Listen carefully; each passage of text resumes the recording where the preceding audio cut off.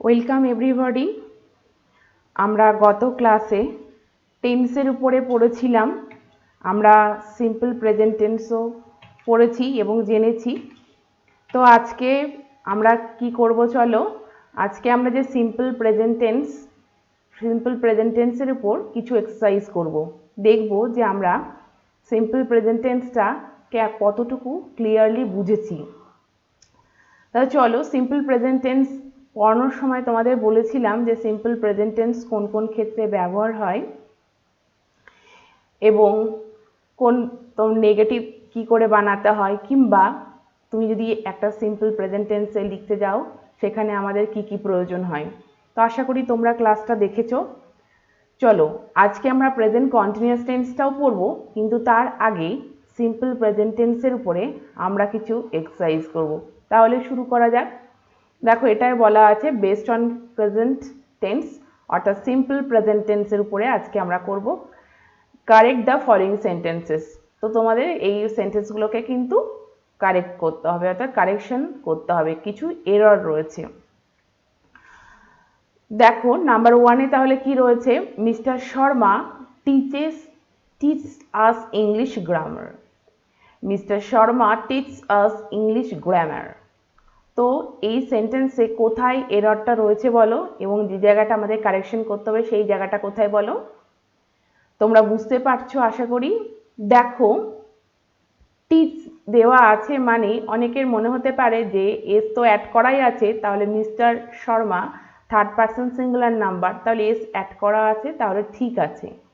কিন্তু এই দিকটা, অর্থাৎ এই ভার্বটা একটু খেয়াল করো যে যেসব ভার্বগুলো সিএইচ দিয়ে শেষ হয়, অর্থাৎ এই যে টিচ যে তুমি ভার্বটা দেখছো সেটা কি দিয়ে শেষ হচ্ছে বলো, সিএইচ।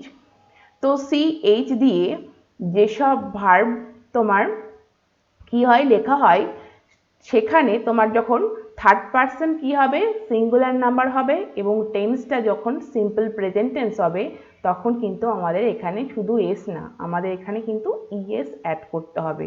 তো আনসারটা কি হবে বলো, mister Sharma teaches us English grammar.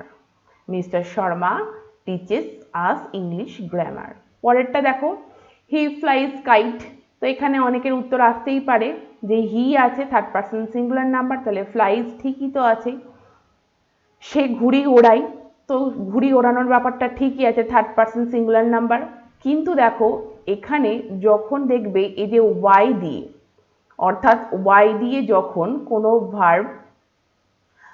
Verb যখন ওয়াই দিয়ে শেষ হবে এবং তার ঠিক আগে একটা কনসোন্যান্ট থাকবে, তাহলে সেই ক্ষেত্রে যদি সেই ভার্বের সাথে আমাদের এস বা ইএস অ্যাড করতে হয়, তাহলে আমাদের এই ওয়াইটাকে আউট করে দিয়ে এখানে কি করতে হবে, আইইএস। আমরা কিন্তু শুধু এস তখন অ্যাড করে লিখতে পারবো না, আমাদের এখানে কি করতে হবে, আমাদের এখানে আইইএস। তোমরা কিন্তু অবশ্যই কারেকশন করার পরে এগুলো, এই কোশ্চেনের আনসারগুলো কিন্তু নোট ডাউন করে নেবে। তাহলে এটা কি দাঁড়াচ্ছে বলো, হি যেহেতু থার্ড পারসন সিঙ্গুলার নাম্বার এবং আমি এটা সিম্পল প্রেজেন্ট টেন্সে কি করছি, এই সিম্পল প্রেজেন্ট টেন্সে আমরা এটা বলছি বা লিখছি, তো আমাদের এইখানটা কারেকশন করতে হবে। কি কারেকশন বলো, ফ্লাই এর সাথে কি শুধু এস যোগ করলে হবে, হবে না। যে ক্ষেত্রে ওয়াই দিয়ে কোনো ভার্ব শেষ হবে এবং তার আগে কনসোন্যান্ট যে এল এই লেটারটা থাকবে, সেক্ষেত্রে আমাদের ওয়াইটাকে কিন্তু আউট করে দিয়ে আইইএস লিখতে হবে। তো হি ফ্লাইজ কাইট, সে ঘুড়ি ওড়ায়, তাহলে তোমার সেন্টেন্সটা কারেক্ট হবে, হি ফ্লাইজ কাইট। পরেরটা দেখো, Rima catches the train at 8 o'clock। Rima কটার সময় ট্রেন ধরে, 8টার সময়। এটা একটা অভ্যাসগত ব্যাপার, তোমরা জানো, যেটা হ্যাবিচুয়াল ব্যাপার, যেটা প্রতিদিন আমরা রেগুলার বেসিসে করছি, সেই সেন্টেন্সগুলো আমাদের সিম্পল প্রেজেন্ট টেন্সে লিখতে হবে। তো সেক্ষেত্রে এটা ঠিক আছে, কিন্তু এররটা কোথায় রয়েছে দেখো, রিমা কোন person, third person singular number, তাহলে এখানে এস বাই এস অ্যাড করতে হবে। কিন্তু ঠিক এই টিচের মতোই দেখো, এই যে ক্যাচ, অর্থাৎ এই ভার্বটাও কিন্তু সিএইচ দিয়ে শেষ হয়েছে, অর্থাৎ এই ভার্বটার শেষে সিএইচ রয়েছে। তো আমাকে এখানেও কিন্তু ইএস অ্যাড করতে হবে, অর্থাৎ ক্যাচেস আমাদের লিখতে হবে, রিমা ক্যাচেস, CATCHES, ES তোমাদেরকে এখানে অ্যাড করতে হবে, শুধু এস কিন্তু নয়। তো Rima catches the train at 8 o'clock। আশা করি তোমরা বুঝতে পেরেছো। চলো পরের কোশ্চেনটা দেখি। Ram do his work in time. Ram do his work in time, অর্থাৎ রাম তার সময়ের মধ্যেই কাজটা করে। তো সবই ঠিক আছে, কিন্তু কোন জায়গাটাই ভুল আছে বলো? ভুল আছে ঠিক এই জায়গাটা। কেন বলো? তোমরা জানো যে থার্ড পারসন যদি সিঙ্গুলার নাম্বার হয়, অর্থাৎ শুধু হি সি নয়, কোনো নামের ক্ষেত্রেও সেটা যদি থার্ড পারসন সিঙ্গুলার নাম্বার হয়, আমরা থার্ড পারসন বলতে কি শুধু হি সি বোঝাবো না, কোনো ব্যক্তি, কোনো বস্তুর নাম, কোনো জায়গার নাম, কোনো পার্সনের নাম। তো রাম একটা কোনো ছেলের নাম বা কোনো একটা লোকের নাম, দেখো তাহলে Ram third person singular number, তাহলে আমি কিন্তু এখানে ডু লিখতে পারি কি না? আমরা লিখতে পারবো না। আমরা জানি যে থার্ড পারসন সিঙ্গুলার নাম্বার হলে আমরা কিন্তু লিখতে হবে, আমাদের লিখতে হবে কি ডাজ। তাহলে Ram does his working time, Ram does his working time. তাহলে দেখো সিম্পল প্রেজেন্টে আমরা কত সুন্দর এবং কত সহজে আমরা একটা সেন্টেন্স তৈরি করতে পারছি। রাম সাবজেক্ট, এখানে ডাজ কি হচ্ছে বলো? Verb, his work in time, তাহলে রাম তার কাজটা সময়ের মধ্যে করে। ভুলটা কোথায়? এই ডু কিন্তু হবে না, হবে ডাজ। নাম্বার 5 দেখো, Rita and Sita reads their books. দেখো তোমাদের মনে হতে পারে ও এখানে রাম তাহলে ডাজ হলো, তাহলে এখানে সীতা রিডস ঠিকই আছে, কিন্তু দেখো এখানে এটা কিন্তু সাবজেক্টটা সিঙ্গুলারে নেই, প্লুরালে। কেন? এখানে দুজনের নাম বোঝাচ্ছে, অর্থাৎ রীতা একটি মেয়ে এবং সীতা একটি মেয়ে। তো রীতা এবং সীতা যেখানে দুজন, যেখানে plural, third person plural number, আমরা জানি যে থার্ড পারসন প্লুরাল নাম্বার হলে সিম্পল প্রেজেন্ট টেন্সে আমরা ভার্বের সাথে কখনোই, অর্থাৎ ভার্বের প্রেজেন্ট ফর্মের সাথে আমরা কখনোই কিন্তু এস বা ইএস অ্যাড করতে পারবো না। তাহলে আমাদের এখানে ভুলটা কোথায়? আমাদের এখানে রিডসটা তো হবে না, তাহলে আমাদের কি হবে বলো? রীতা অ্যান্ড সীতা রিড, এই এসটা কিন্তু কাটা যাবে, এসটা কিন্তু হবে না। বুঝতে পারছো তোমরা? তাহলে Rita and Sita read their books. আশা করি এটা বুঝতে পেরেছো। পরেরটা তোমরা ট্রাই করবে প্রথমে, তারপরে কিন্তু আমার আনসারটা শুনবে। সবসময় তোমরা প্রথমে চেষ্টা করবে। দেখো, the earth move round the sun and the sun give us light, অর্থাৎ পৃথিবী কি করে? পৃথিবী হচ্ছে কি সূর্যের চারপাশে ঘোরে এবং সূর্য আমাদের কি দেয়? লাইট দেয়, আলো দেয়, তাই তো? তাহলে ভুলটা কোথায়? তা ভুলটা দেখো, ভুলটা তো আশা করি তোমরা বুঝতে পেরেছো ভুলটা কোথায়। দেখো এখানে কি মুভ হবে আর এখানে কি গিভ হবে বলো? কারণ কি দেখো, শুধু কি কোনো ব্যক্তির নাম বা কোনো জায়গার নাম বা হিসি কোনো বস্তুর নামও হতে পারে, দ্য আর্থ, তাহলে এটা third person singular number. Third person singular number হলে তুমি এখানে কি করে শুধু মুভ লিখতে পারবে? তোমাদেরকে এখানে কি লিখতে হবে? মুভস লিখতে হবে। তাহলে the earth moves around the sun, বা রাউন্ড দ্য সানও লিখতে পারো, and the sun gives us light. তাহলে এখানে তোমাকে এস অ্যাড করতে হবে এবং এখানেও একটা এস অ্যাড করতে হবে। আশা করি এটা বুঝতে পেরেছো। চলো পরেরটা দেখি।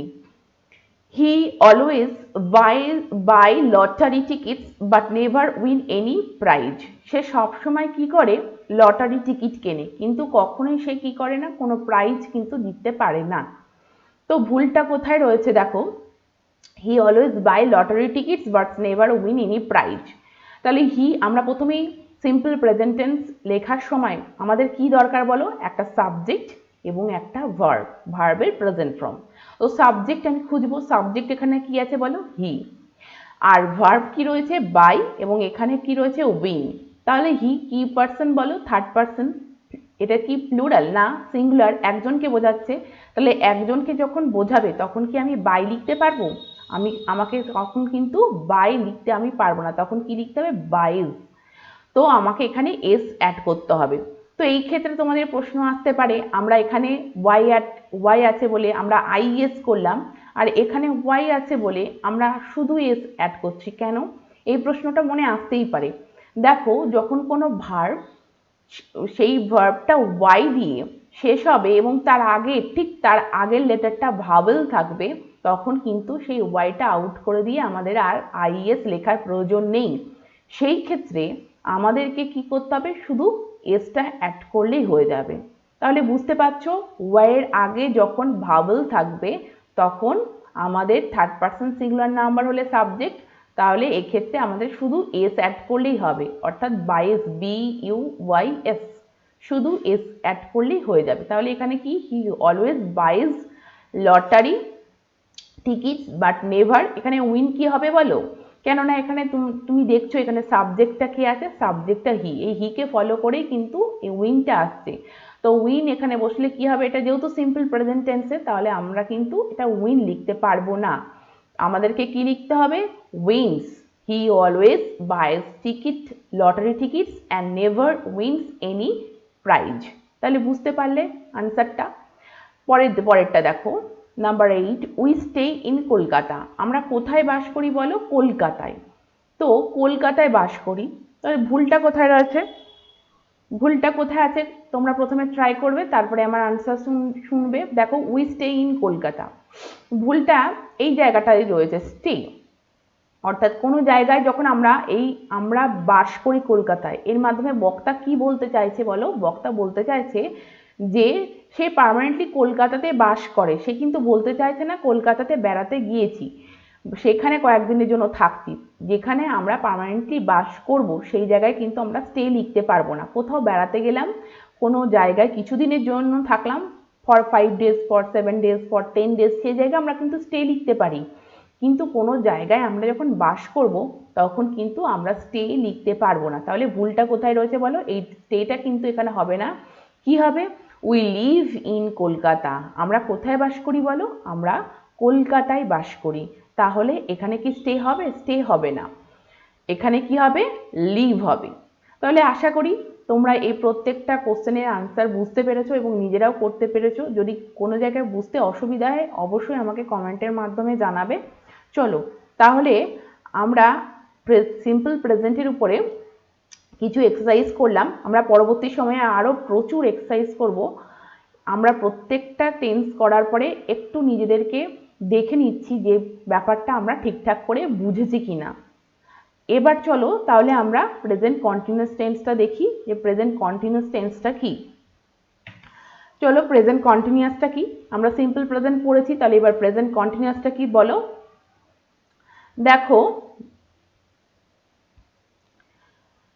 প্রেজেন্ট কন্টিনিউয়াসটা কি, কন্টিনিউ বলতে কি, কোনো কিছু চলছে বোঝাচ্ছে, অর্থাৎ কোনো কিছু বর্তমানকালে, প্রেজেন্ট যেহেতু আছে এটা খেয়াল রাখবে, প্রেজেন্ট আছে অর্থাৎ বর্তমানে কোনো কাজ চলছে বোঝালে কি হয়, সেক্ষেত্রে কন্টিনিউয়াস টেন্স হয়। এখানে সেটাই দেওয়া আছে, it is use to express an action going on at the time of speaking or an action is going to be continued in near future। অর্থাৎ কি দেখো এই টেন্সটা ব্যবহার হয় কি জন্য, an action going on at the time of speaking, অর্থাৎ বক্তা যখন কথা বলছে তখন কাজটা চলছে, এই যে বর্তমানকালে কোনো কাজ চলছে বোঝালে, যেমন আমরা বলি চলিতেছে, ওই যে তেছি তেছে যে শব্দগুলো থাকে সেক্ষেত্রে কিন্তু সেই ক্ষেত্রে প্রেজেন্ট কন্টিনিউয়াস টেন্স কিন্তু হয়। আমি কাজটা করছি অর্থাৎ করিতেছি, I am doing this work, তাই না, আমি এখন পড়াচ্ছি, আই এম টিচিং, তাই তো, এগুলোই হচ্ছে কি প্রেজেন্ট কন্টিনিউয়াস, অর্থাৎ বর্তমানকালে কোনো কাজ চলছে বোঝালে সেটা কি হয়, প্রেজেন্ট কন্টিনিউয়াস টেন্স হয়। আর কি দেখো, অর অ্যান অ্যাকশন, অথবা কোনো কাজ যেটা কি হয়, is going two be continued in near future, অথবা যেটা খুব কাছাকাছি নিকট ভবিষ্যতে যেটা ঘটবে সেই কাজটা কিন্তু বোঝানোর জন্য আমরা কিন্তু সেটা প্রেজেন্ট কন্টিনিউয়াস টেন্সে লিখতে পারি। অর্থাৎ প্রেজেন্ট কন্টিনিউয়াস টেন্সের মাধ্যমে যেমন কোনো কাজ চলছে বোঝাচ্ছে, আবার নিয়ার ফিউচারেও যদি কোনো কাজ ঘটবে খুব কাছাকাছি সময়ে, সেইটাও কিন্তু আমরা প্রেজেন্ট কন্টিনিউয়াস টেন্সে লিখতে পারি। তাহলে আমরা উদাহরণের মাধ্যমে কতগুলো এক্সাম্পলের মাধ্যমে চলো আমরা দেখি তাহলে। যেমন আমি চিঠি লিখছি বা লিখিতেছি, এই ব্যাপারটা দেখবে তেছি তেছো এই শব্দগুলো থাকলে সেক্ষেত্রে কিন্তু প্রেজেন্ট কন্টিনিউয়াস টেন্স হয়। তো দেখো আমি চিঠি লিখছি, অর্থাৎ চিঠি লেখার ব্যাপারটা এখনই চলছে, এই মুহূর্তে চলছে, তাহলে আমি সেক্ষেত্রে কি বলতে পারি, I am writing a letter, I am writing a letter. সে একটা বই পড়ছে, তাহলে কি হবে বলো, he is reading a book, সে একটা বই পড়ছে, হি ইজ রিডিং আ বুক। তারা ক্রিকেট খেলছে, দে আর প্লেইং ক্রিকেট। তারা ক্রিকেট খেলছে, দে আর প্লেইং ক্রিকেট। সে কি একটা বই লিখতে চলেছে, সেক্ষেত্রে কি হবে বলো? She is going to write a book. সে একটা বই লিখতে চলেছে, সে কিন্তু বইটা এখনই লিখছে এমন নয়, খুব তাড়াতাড়ি, খুব নিকট ভবিষ্যতে সে কিন্তু একটা বই লিখতে চলেছে। তো এই যে বললাম নিয়ার ফিউচারে কোনো ব্যাপার কন্টিনিউ হবে, সেই ব্যাপারটা বোঝানোর ক্ষেত্রেও কিন্তু আমরা সিম্পল না প্রেজেন্ট কন্টিনিউয়াস টেন্স ইউজ করতে পারি। তো এখানে সেটাই লেখা আছে, দেখো she is going to write a book. সে এই মুহূর্তে লিখছে এটা কিন্তু না, সে লিখতে চলেছে। তো এই রকম সেন্টেন্সগুলো আমরা প্রেজেন্ট কন্টিনিউয়াস টেন্সে লিখতে পারি। তো প্রেজেন্ট কন্টিনিউয়াস টেন্সে এইসব সেন্টেন্সগুলো লিখতে পারি আমরা দেখলাম, কিন্তু স্ট্রাকচারটা কি হবে বলো? আমরা প্রথমেই স্ট্রাকচারটা দেখে নিয়েছিলাম, তবু ডেফিনেটলি আমরা দেখব যে প্রেজেন্ট কন্টিনিউয়াস টেন্সে আমরা কি করে একটা সেন্টেন্স তৈরি করতে পারি। দেখো, প্রথমে সাবজেক্ট আমাদের লিখতে হবে, তারপরে আমাদেরকে একটা বিভার্ব বসাতে হবে। যেহেতু প্রেজেন্টে, সেই জন্য বিভার্ব আমাকে এম, ইজ, আর এই যে কোনো তিনটির মধ্যে আমাকে একটা বসাতে হবে বিভার্ব। এবং তারপর ভার্বের যে V1 লেখা আছে, অর্থাৎ যে ভার্বের প্রেজেন্ট ফর্ম, তার সাথে কিন্তু আমাদের আইএনজি অ্যাড করতে হবে। তাহলে বুঝতে পারছো, সাবজেক্ট, তারপরে আমাদের একটা ভিভার্ব বসাতে হবে যেটা অ্যাম, ইজ, আর, এবং তারপরে ভার্বের ফার্স্ট ফর্মের সাথে আইএনজি আমাদের অ্যাড করতে হবে। তাহলে উদাহরণ কি দেখি, সে স্কুলে যায়। তাহলে দেখো সাবজেক্ট হি, বিভার্ব আমাকে অ্যাম, ইজ, আর এর মধ্যে বসাতে হবে, যেহেতু থার্ড পারসন সিঙ্গুলার নাম্বার কোনটা, হি। যেহেতু থার্ড পারসন সিঙ্গুলার নাম্বার, সেই জন্য আমাকে এখানে কি বসাতে হবে? আমরা অ্যাম কিংবা আর বসাতে পারবো না বলো, আমাদেরকে বসাতে হবে ইজ। তাহলে হি ইজ। এরপরে কি বলেছে বলো, যে ভার্বের ফার্স্ট ফর্মের সাথে আইএনজি অ্যাড করতে হবে। তো ভার্বের ফার্স্ট ফর্মের সাথে আইএনজি অ্যাড করলাম, হি ইজ গোয়িং। তারপর বাদ বাকি আমার যে বক্তব্যটুকু সেটা আমি লিখলাম, he is going to school. সে কোথায় যাচ্ছে? সে স্কুলে যাচ্ছে। তাহলে মেন যে ফরমেশন এই যে আমি তৈরি করলাম, কি করে স্ট্রাকচারটা সেটা বুঝলে, সাবজেক্ট, বিভার্ব এবং মেন ভার্বের প্রেজেন্ট ফর্মের সাথে কি আইএনজি আমাদের অ্যাড করতে হবে। তাহলে হি ইজ গোয়িং টু স্কুল। তেমনভাবেই দেখো, আমি আজ রাত্রে কলকাতা যাচ্ছি।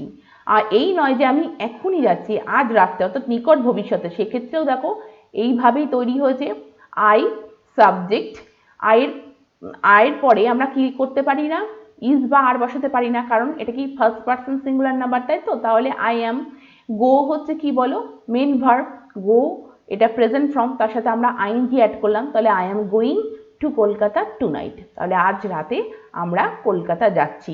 আশা করি তোমরা বুঝতে পেরেছো এই সেন্টেন্সটা কি করে, এই সেন্টেন্সগুলো অর্থাৎ প্রেজেন্ট কন্টিনিউয়াসে কি করে সেন্টেন্সগুলো স্ট্রাকচারটা তৈরি হয় এবং কীভাবে আমরা লিখতে পারি সাবজেক্ট, বিভার্ব এবং ভার্বের ফার্স্ট ফর্মের সাথে আইএনজি অ্যাড করে। তাহলে এরপরে দেখি যে আমরা কি করে প্রেজেন্ট কন্টিনিউয়াস টেন্সে নেগেটিভ সেন্টেন্স তৈরি করতে পারি। দেখো, the negative sentences in this tense are formed by simply putting not after is, am, are. অর্থাৎ নেগেটিভ সেন্টেন্সগুলোর ক্ষেত্রে এই টেন্সে আমরা কি করে লিখতে পারি, শুধুমাত্র একটা নট পুট করে, কার পরে, এই অ্যাম, ইজ, আর, অর্থাৎ বি ভার্বের ঠিক পরে আমরা একটা নট লিখেই কিন্তু সেন্টেন্সটা নেগেটিভ করতে পারি। যেমন আমি যদি বলতাম হি ইজ ইটিং, সে খাচ্ছে। আমি যদি বলি সে খাচ্ছে না, তাহলে আমি কি করব বলো, তাহলে এই অ্যাম, ইজ, আর এর পরে আমাদের নট বসাতে হবে, এটা আমরা দেখলাম।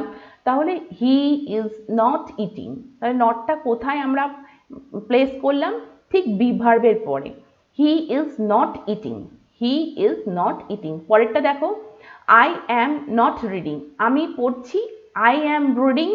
আমি যদি বলি আমি পড়ছি না, সেক্ষেত্রে তুমি কি করবে, নটটা ঠিক বি ভার্বের পরে, অর্থাৎ আই অ্যাম নট রিডিং। তারা খেলা করছে, দে আর প্লেইং, তারা খেলা করছে না, তাহলে কি হবে, দে আর নট প্লেইং। তাহলে নটটা কোথায় অ্যাড করলাম দেখো, ঠিক এই বি ভার্বের পরে, দে আর নট প্লেইং। দেখো পরেরটা, ইন্টারোগেটিভ সেন্টেন্স আমরা কি করে তৈরি করতে পারি। The interrogative sentence are formed by simply putting or placing is, am, are before the subject. অর্থাৎ এই যে অ্যাম, ইজ, আর এরপরে যেমন নট ব্যবহার করে আমরা নেগেটিভ করলাম, ঠিক এইভাবেই অ্যাম ইজ আর গুলো যদি সাবজেক্টের আগে নিয়ে আসি তাহলে সেক্ষেত্রে কিন্তু আমরা এটাকে ইন্টারোগেটিভে আমরা কিন্তু চেঞ্জ করতে পারবো। যেমন সি ইজ ইটিং, সে খাচ্ছে। আমি এটা কি করলাম, যেই ইন্টারোগেটিভ করতে চাইলাম ইজ সি ইটিং, সে কি খাচ্ছে। ইউ আর ইটিং, বুঝতে পারছো আমরা শুধু বি ভার্বটাকে ঠিক সাবজেক্টের আগে নিয়ে এসে এটাকে কিন্তু ইন্টারোগেটিভ করতে পারি। ইউ আর ইটিং, তুমি খাচ্ছ। আমি যেই বললাম তুমি কি খাচ্ছ, দেখো ঠিক আরটা সাবজেক্টের আগে নিয়ে এলাম, আর ইউ ইটিং।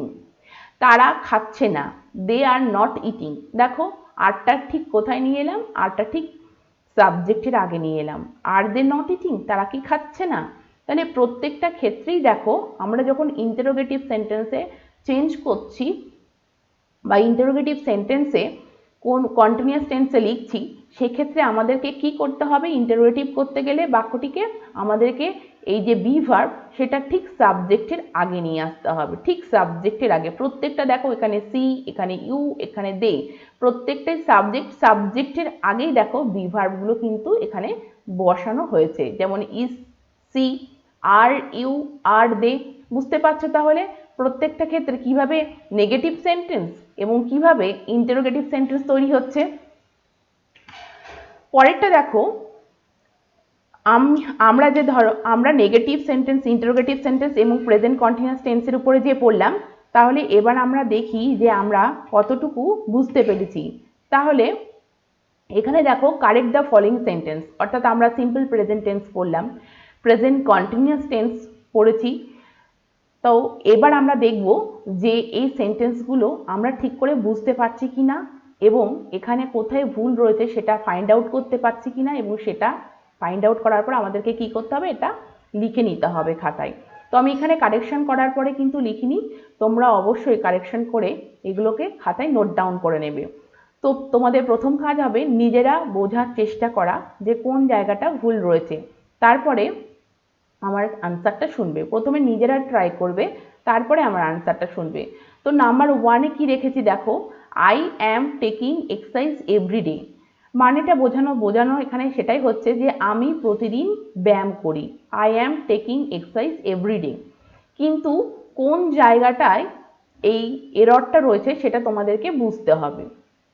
তো দেখো আমি কিন্তু যখন সিম্পল প্রেজেন্ট টেন্স পড়াচ্ছিলাম তখন বলেছিলাম যে যেগুলো আমাদের অভ্যাসগত ব্যাপার, যেমন প্রতিদিন আমি সকালবেলা চা খাই বা দৌড়াই, প্রতিদিন যে কাজগুলো আমাদের অভ্যেস, সেই সেন্টেন্সগুলো কিন্তু আমরা কখনোই কি করতে পারি না, আমরা কিন্তু প্রেজেন্ট কন্টিনিউয়াস টেন্সে লিখতে পারি না। তো এখানে কি I am taking exercise everyday, তুমি কি এইটা বোঝাতে চাইছো? তুমি তো বোঝাতে চাইছো এইটা যে আমি প্রতিদিন এক্সারসাইজ করি।